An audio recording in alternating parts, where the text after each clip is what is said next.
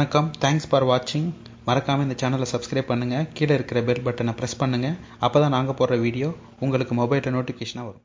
மீன் குழம்பு செய்ய போகிறேன். இங்கே எல்லாமே ரெடி பண்ணி வச்சுருக்கேன் பாருங்கள். இது வந்து வஞ்சர மீன். அப்புறம் சின்ன வெங்காயம் கட் பண்ணி வச்சுருக்கேன். பெரிய வெங்காயம் கட் பண்ணி வச்சுருக்கேன். சின்ன வெங்காயம் ஒரு 10, ஒரு பெரிய வெங்காயம் ஒரு 2-3, இஞ்சி வந்து பெரிய பெரிய பூண்டு, பூண்டு வந்து பெரிய பெரிய பூண்டு 2, கருவேப்பிலை, பச்சை மிளகா, தக்காளி ஒரு 5, ஒரு 100 கிராம் புளி எல்லாம் ரெடி பண்ணி வச்சுருக்கேன். இப்போது நான் கடாயில் எண்ணெய் ஊற்றி ஸ்டார்ட் பண்ணுறேன். கடுகு,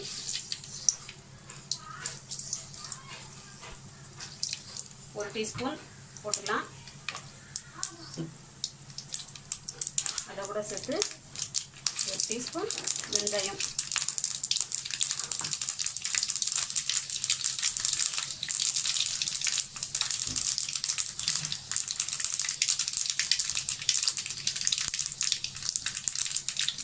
கடுகு பொரிஞ்சிருச்சு. இப்போ பூண்டு போட்டுக்கலாம்.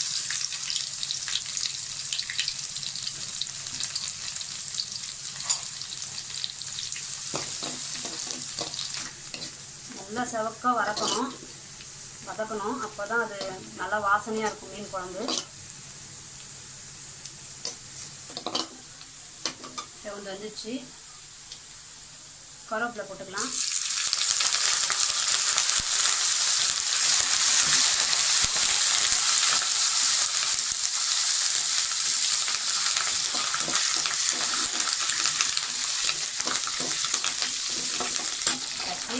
வெங்காயம் ரெண்டுமே சேர்த்து போட்டுக்கலாம். சின்ன வெங்காயம் பெரிய வெங்காயம் ரெண்டுத்தையும் ஒன்றா போட்டு வதக்கலாம்.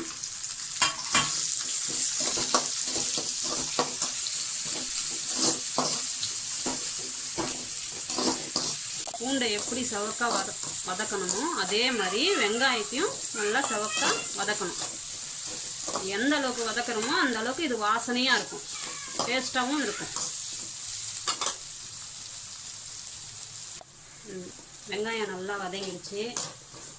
இப்போது தக்காளியை வந்து நம்ம கத்தியில் கட் பண்ணிவிட்டு, மிக்சிலாம் அரைக்கக்கூடாது, கையில் தான் நல்லா நசுக்கி, நல்லா இப்படி கூழ் மாதிரி நசுக்கி நம்ம குழம்புல ஊற்றிடுவோம்.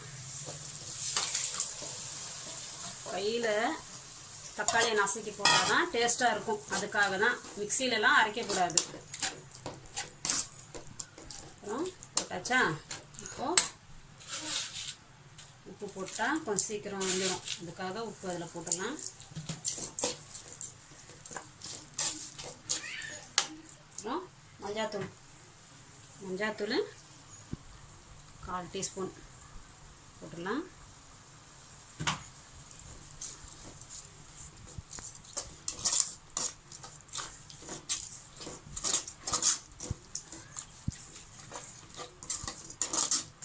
போட்டு முடிச்ச உடனே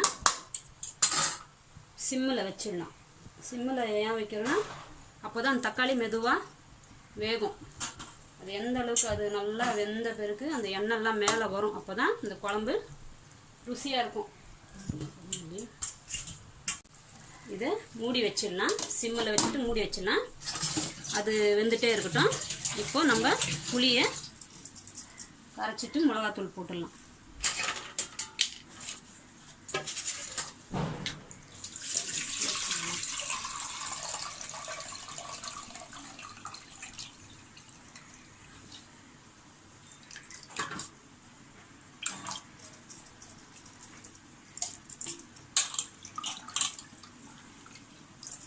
இதில் மிளகாத்தூள் போட்டுடலாம்.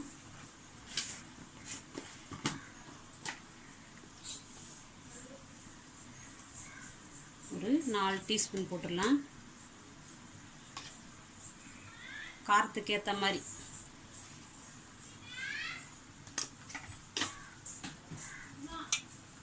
அப்படியே கையில் இதை கரைச்சி எடுத்துடலாம்.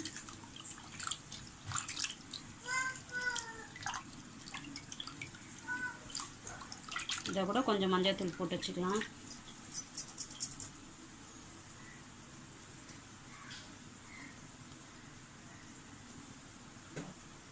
ஆல்ரெடி உப்பு அதில் போட்டிருக்கோம், உப்பு போட வேண்டாம். இதில் புளி கரைச்சி வச்சுருக்கோம்ல, இதில் கருவேப்பிலை, பச்சை மிளகா, ஒரு 2-3 பச்சை மிளகா இருந்தால் போதும். இன்றைக்கி விட்டுக்கலாம். நல்லா குழம்பு பதத்துக்கு வந்துடுச்சு. அவ்வளோதான். இப்போது நம்ம புளி கரைச்சதை ஊற்றிடுவோம். புளி, மிளகாத்தூள், மஞ்சள்தூள், பச்சை மிளகா, கருவேப்பிலை இதெல்லாம் இதில் போட்டிருக்கோம்.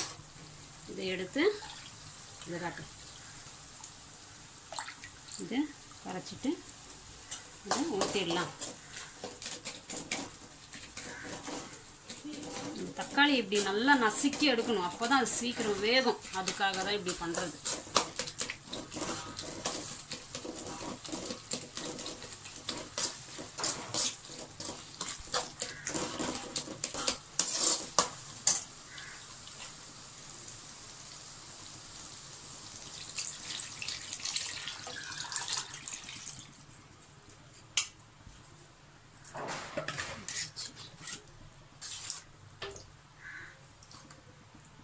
மெதுவாக கலரி விட்டுருவோம். அவ்வளோதான். இது கொஞ்சம் நல்லா கொதிச்சு இந்த வாசனை வெளியே வரும். மீன் குழம்பு கூட்டி விட்ட அந்த வாசனை, அப்போது மீன் எடுத்து அதில் போட்டுடலாம். அவ்வளோதான்.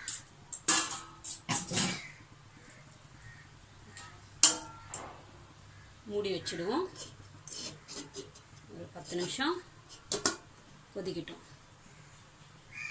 நான் அதுக்குள்ளே குழம்பு கொச்சிச்சான்னு பார்க்கலாமா? இப்போ ஆச்சு, காலை ஊற ஆச்சு, குழம்பு கொச்சிச்சு.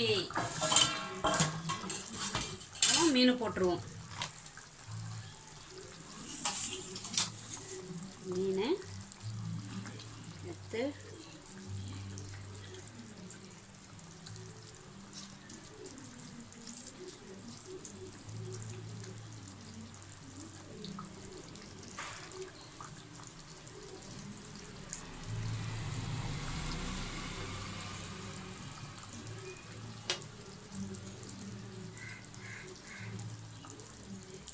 போட்டாச்சு. மீன் போட்டாச்சு.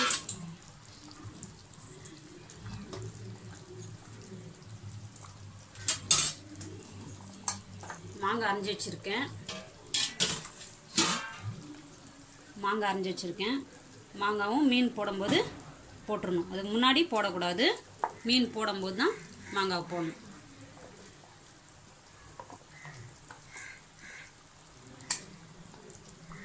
மாங்காய் போடுறதுனால கொஞ்சம் புளி கம்மி பண்ணிக்கணும்.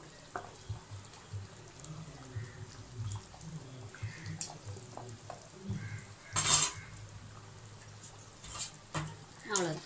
ஒரு கலரி விட்டுட்டு ஒரு 10 நிமிஷம் கழித்து குழம்ப இறக்கிடுவோம். அவ்வளோதான். இப்போ குழம்பு கொச்சிட்ருக்கோம்.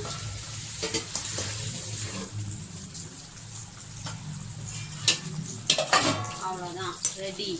மீன் குழம்பு ரெடி ஆயிடுச்சு. கொச்சிடுச்சு. அவ்வளோதான், இறக்கிடுவோம்.